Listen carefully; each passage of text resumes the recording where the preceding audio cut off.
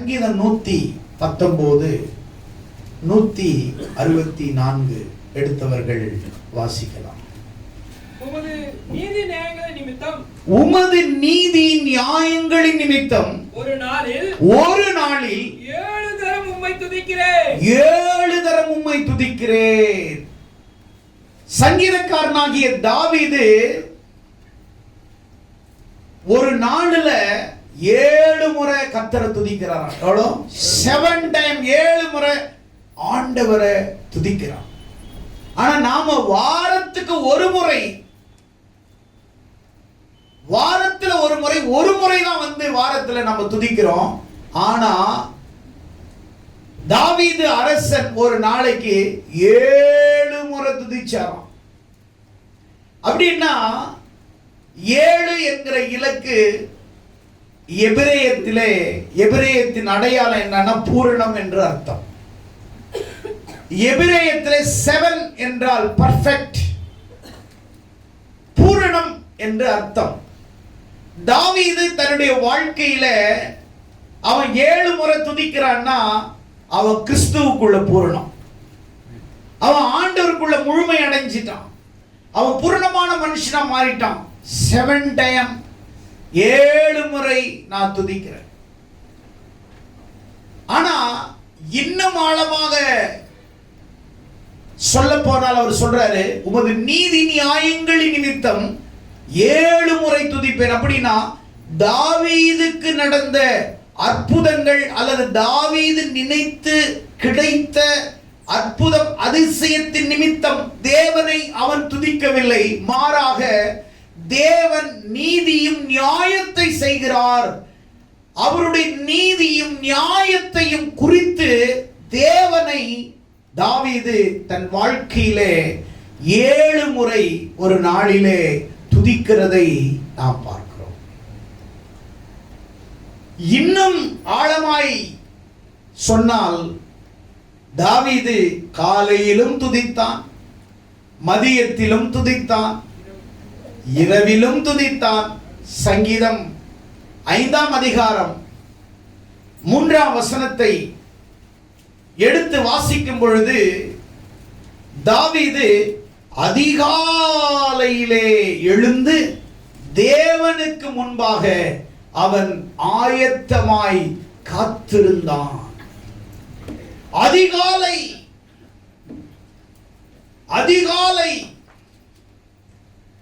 இருள் மெல்ல மெல்ல மெல்ல அதிகாலையில் மறைந்து மெல்ல மெல்ல வெளிச்சம் உதயமாகிற, இரண்டுமே பிரிகிற நேரத்திலே, இருள் பிரிகிறது, வெளிச்சம் வருகிறது அதிகாலையிலே. தாவீது எழுந்து ஜெபித்த பிறகுதான் அந்த நாளினுடைய இருள் விலகுகிறது, அந்த நாளுக்கு தேவையான வெளிச்சம் தாவீதுக்கு வருகிறது. ஆராதிக்கிறவருடைய வாழ்க்கையிலே இருள் விலகுகிறது, ஆராதிக்கிறவருடைய வாழ்க்கையிலே வெளிச்சம் உதயமாகிறது, நம்பிக்கை உதயமாகிறது, நண்பகல் உதயமாகிறது. தேவனுடைய மகத்துவத்தை பார்ப்பதற்காக தாவீது அதிகாலையிலே துதிக்கிறார். அதிகாலையிலே இருள் விலகுகிறது. அவனுடைய வாழ்க்கையிலே துதிக்கிற ஜெபிக்கிற மனிதனுடைய வாழ்க்கையிலே எப்பேற்பட்ட இருளும் எப்பேற்பட்ட காரிருளும் அவர்களை விட்டு விலகி உதயமாகிறது, வெளிச்சத்தை நோக்கி, அதாவது கதிரவனை நோக்கி, கடவுளை நோக்கி. அவருடைய வாழ்க்கை அதிகாலையில் வெளிச்சத்துக்கு நேராக, கிருபைக்கு நேராக, அவருடைய மகத்துவத்துக்கு, வல்லமைக்கு நேராக, அபிஷேகத்துக்கு நேராக தேவன் தமது வல்லமையை அவனுக்கு ஜெபிக்க கொடுக்கும் போது, அவன் ஜெபிக்கும் பொழுது அதிகாலையிலே தேவனுடைய கிருபையினாலே தேவன் அவனை நிரப்பி அவனை ஆசீர்வதிக்கிறதை பார்க்கிறோம். அதிகாலையிலே தேவனை ஆராதிக்கிற ஒரு வாழ்க்கை தாவீதினுடைய வாழ்க்கையிலே, துதிக்கிற ஒரு வாழ்க்கை. எப்போ நீ அதிகாலையிலே ஜெபிக்கிறாயோ அன்றைக்கு உனக்கு காரிருள் மறையும், இருள் விலகும், பாடுகள் விலகும், உபத்திரவங்கள் விலகும். புதிய வெளிச்சம், புதிய பார்வை, புதிய தரிசனத்தை துதியின் மூலமாய் தாவீது பெற்றுக் கொள்ளுகிறான். இரண்டாவது சங்கீதம் 55ஆம் அதிகாரம் 17வது வசனத்திலே நீங்கள் வாசிப்பீர்களானால் தாவீதினுடைய பிரேயர் லைஃப் எப்படி இருக்குது? காலையில் எப்படி இருந்தது, மதியத்தில் எப்படி இருந்தது? வாசியுங்கள். அந்தி சந்தி மத்தியான வேளையிலும் அந்தி சந்தி மத்தியான வேளையிலும் நான் தியானம் பண்ணி முறையிடுவே. அவர் என் சத்தத்தை கேட்பார். அந்தி சந்தி மத்தியான வேளையிலே நான் ஆண்டவருக்கு முன்பாக தியானம் பண்ணி ஆராதிப்பேன். ஆராதனை என்பது உனக்கு நடந்த அற்புதத்திற்காக, அதிசயத்திற்காக ஆராதிக்கிறது. அது ஆராதனை அல்ல. மனதின் நம்பிக்கையினால் எழும்புகிறது ஆராதனை. விசுவாசத்தினாலே தேவனை துதிப்பது ஆராதனை. நம்பிக்கையாய் தேவனை ஆராதிப்பது ஆராதனை. ஆராதனை என்பது ஒரு நாளில் வருவது அல்ல. வாழ்நாளில் பழக்கம் இருந்தால்தான் ஆராதனையும் துதியும் ஜெபமும் பிராக்டிஸ்.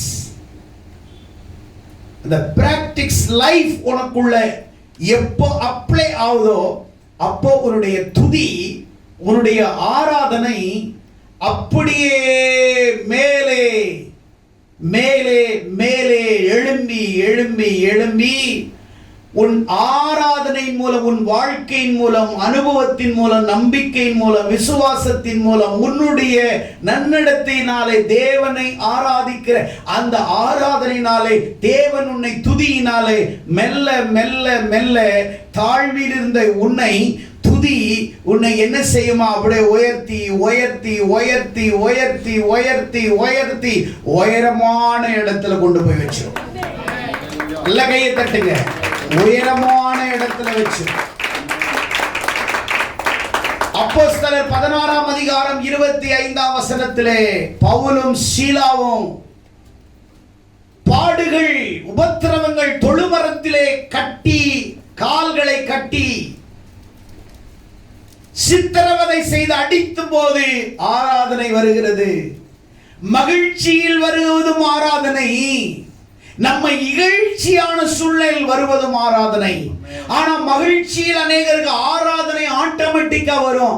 ஆனால் நம்மை இகழும் போது, நம்மளை அடிக்கும் பொழுது, நம்மளை தொழுமரத்திலே மாட்டி சித்திரவதை செய்ய சிறைச்சாலையிலே அவர்களை கட்டுண்டவர்களாய் அடித்த போது கூட பவுலும் சீலாவும் நடு ராத்திரியிலே தேவனை துதித்து பாடுகிற அனுபவம் எப்ப வரும்னா, தேவனுடைய பிரசன்னம், தேவனுடைய வழி நடத்துதல், தேவனுடைய வல்லமை, தேவனுக்கு அஞ்சி வாழ்கிற வாழ்க்கை, தேவனுக்காக எழுப்பி நிற்கிற வாழ்க்கை, தேவன் ஒருவரே என்னுடைய வாழ்க்கையின் ஆதாரமும் அடித்தளமும் ஆணிவேருமாய் இருக்கிறார் என்ற ஒரு உன்னத நிலைக்குள்ளாக, உன்னத அனுபவத்துக்குள்ளாக, உன்னத வாழ்விற்குள்ளாக எப்பொழுது நீ உன்னுடைய வாழ்க்கையிலே அதை அனுபவிக்கிறாயோ, அதை நீ அனுபவிக்கிறாயோ, அப்பொழுது தேவனுக்காக நீ களி கூற முடியும். எந்த சூழ்நிலையில், எந்த நேரத்திலும், எக்காலத்திலும் தேவனை நீ ஆராதிக்க முடியும்.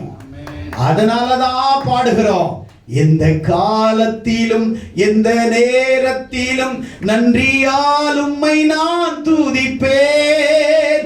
இயேசுவே உம்மை நான் துதிப்பேன் துதிப்பேன், இந்த வேளையிலும் துதிப்பேன்.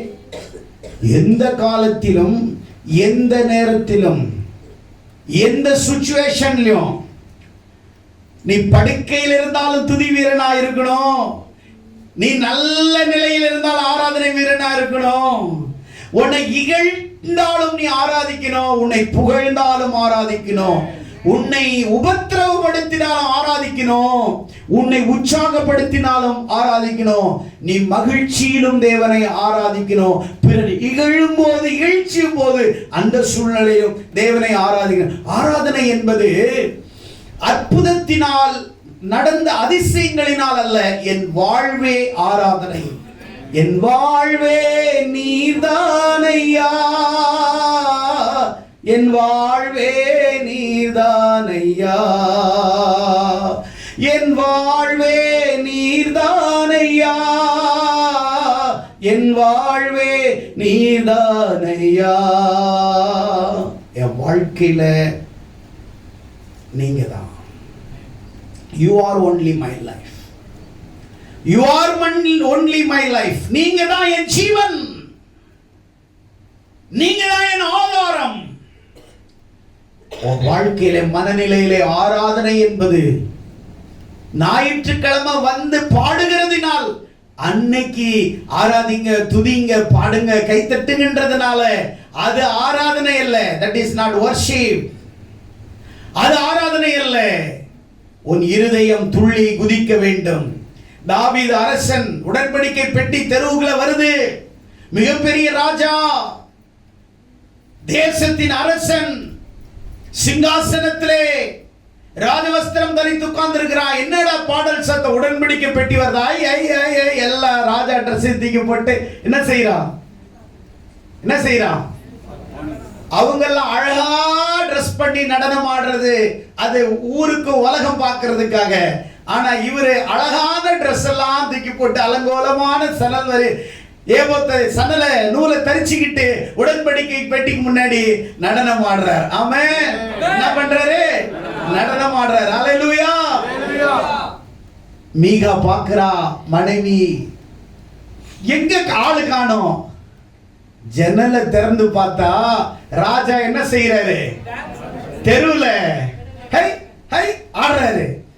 அட பாவி, மனைவி பார்க்கிறா, சீ சீ சீ, சனியனே, இவர் ஒரு ராஜான்னு தெரியாம நீசன் ஆடுவது போல ஜனங்களுக்கு முன்னாடி ஆடுறாரு. இவர் கொஞ்சம் கூட வெக்கமான சூடு சொர்ணம் இல்லையா? தாவீது கிட்ட வந்து கேட்கிறா, நீ ராஜாயா? தெரியும், ராஜாதான்.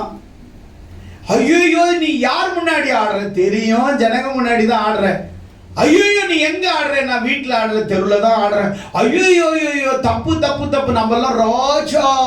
ஆமென். நீ ராஜா, நீ ஆடக்கூடாது. அவன் சொன்னான், நான் அங்க பலிபீடத்துல அந்த அந்த சேர்ல நான் ராஜா, இங்க நான் ஆண்டவர் முன்னாடி கூஜா. ஆடுற, போடுற போடுற போடுற போடுற போடுற. ஆமென். மறு போடுற மியூசிக்க, ஆடு ஆடு ஆடுன்னு ஆடிட்டு வரான். ஆமென். அல்லேலூயா. ஆடாடு ஆடாடுன்னு ஆடிக்கிட்டே வர்றான் முன்னாடி.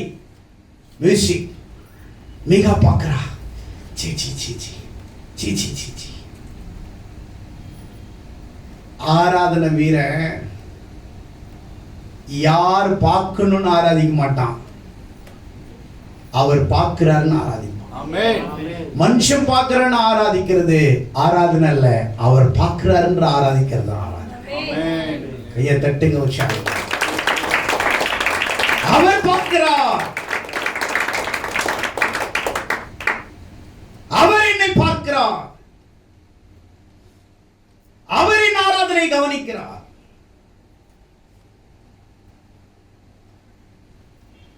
அப்படி ஆராதிச்சதா.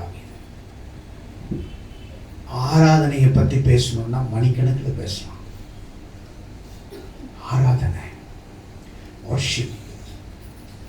நீ ஆராதிச்சுனா பேய் ஆடும், நீ ஆராதிச்சுனா வியாதிகள் உன்னை விட்டு ஓடும், நோய்கள் உன்னை விட்டு ஓடும். நீ ஆராதனை வீரன் ஆயிட்டேன்னா நீ உன்கிட்ட உன்னை போல ஆராதனை ஆரம்பிங்க தான் உன் கூட செட் ஆவாங்க. மற்றவங்க செட் ஆக மாட்டாங்க. அவங்க சொல்லுவாங்க, இப்பெல்லாம் உன்னை பார்த்தா எனக்கு செட் ஆக மாட்டேங்குது, எனக்கும் இப்போ செட் ஆக மாட்டேங்குது. ஆமென் சொல்லுங்க. அல்லேலூயா. அல்லேலூயா. நீ ஆவிக்குரிய வாழ்க்கையில் ஆண்டவர் நீ தேட தேட தேட உன் கூட இருக்கிறவங்க எல்லாம் சொல்லுவாங்க, இப்பெல்லாம் நீ ரொம்ப மாறிட்ட. ஆமா, நான் ரொம்ப மாறிட்டேன். என்ன மாறி இல்லை, இப்ப ரொம்ப மாறிட்டேன். நீ சொல்றது கரெக்டு தான் பேபி, நான் மாறிட்டேன். Now I am totally changed. Yes, கரெக்டா சொல்றேன். முன்ன மாறிலாம் நீ இல்லை, கரெக்ட். முன்ன நான் வேற மாதிரி தான் இருந்தேன், கரெக்ட். இப்போ நான் வேற மாதிரி தான் இருக்கிறேன். அப்போ உனக்கு ஏற்ற மாதிரி நான் வந்தேன், இப்போ அவருக்கு ஏற்ற மாதிரி நான் போயிட்டு இருக்கேன். அப்போ உன்னை நான் திருப்திப்படுத்துறேன், அதனால என்ன சுத்தி வந்தேன். இப்போ அவரை நான் திருப்திப்படுத்துறேன், அதனால அவரை நான் சுத்தி சுத்தி போறேன். மனம் சுத்தி சுத்தி சுத்தி சுத்தி சுத்தி சுத்தி, மனம் சுத்தி சுத்தி சுத்தி சுத்தி சுத்தி சுத்தி, மனம் சுத்தி சுத்தி சுத்தி சுத்தி சுத்தி சுத்தி. ஏன் ராஜாவே, ஏன் ராஜாவே, ஆண்டவரே நம்முடைய மனசு சுத்தணும். ஆமென், ஆமென். நீ மார்க்கெட்ல போய் சுத்திட்டு இருக்க கூடாது, கம்பெனியோட வாசல்ல போய் சுத்திட்டு இருக்க கூடாது, சினிமா தியேட்டர் முன்னாடி போய் சுத்திட்டு இருக்க கூடாது,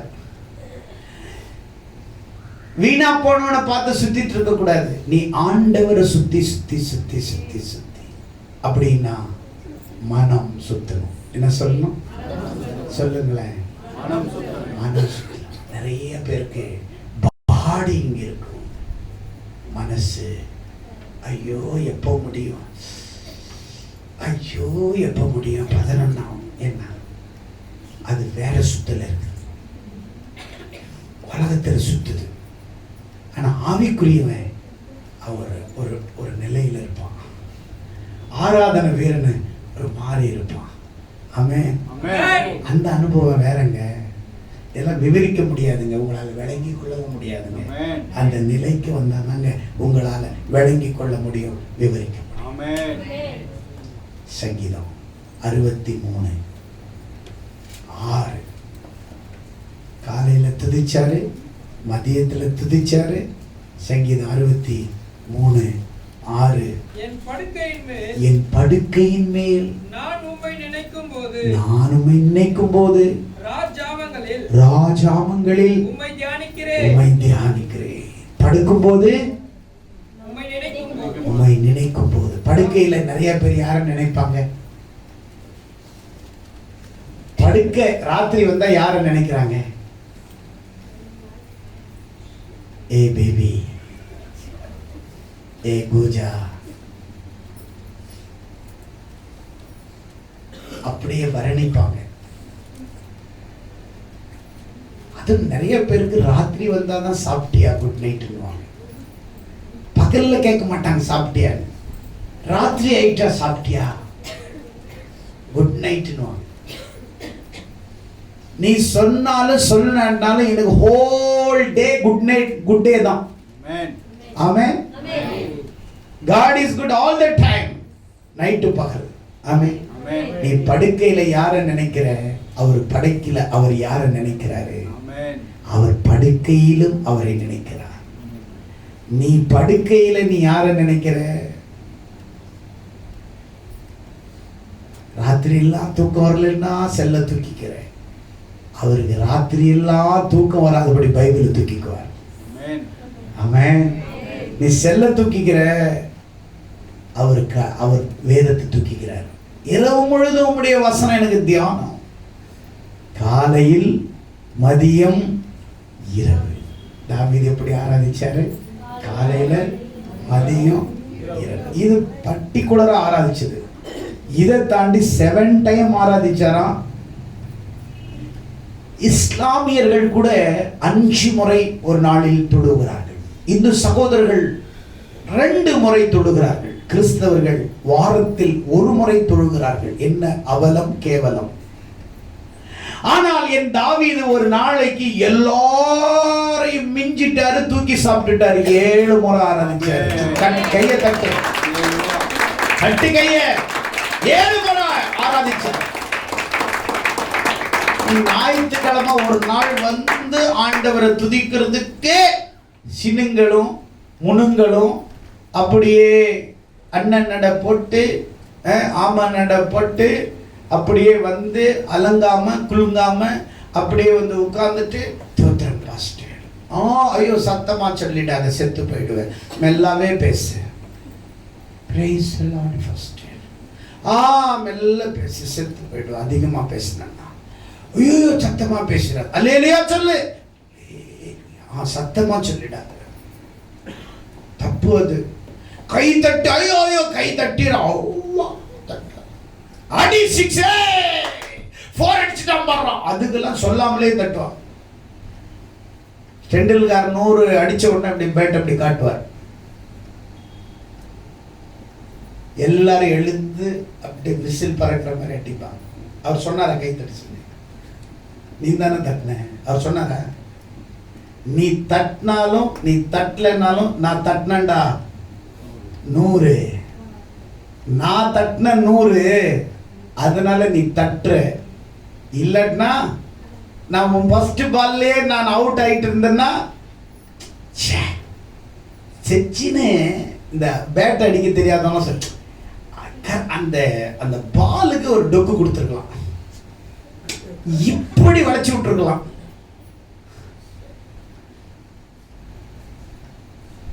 அவன் பிளேயர்பா, அவன் உலகத்தையே திருப்பி பார்க்க வச்சவரு. இவர் ஒரு ரன்லன்னா இங்க சும்மா இருக்கிறவங்கலாம் அப்படியே வீட்டுக்கு போற வரைக்கும் இப்படி தட்டி இருந்தா 4க்கு போயிருக்கும். இவங்க என்னவோ இந்த சும்மா இருக்கிறவங்க இப்படிதான் ஐடியா தான் கொடுப்பாங்க, ஆனா தட்ட மாட்டாங்க. ஆமென். அல்லேலூயா. அல்லேலூயா. அதனால தான் நீங்களும் தட்ட மாட்டேங்கிறீங்க.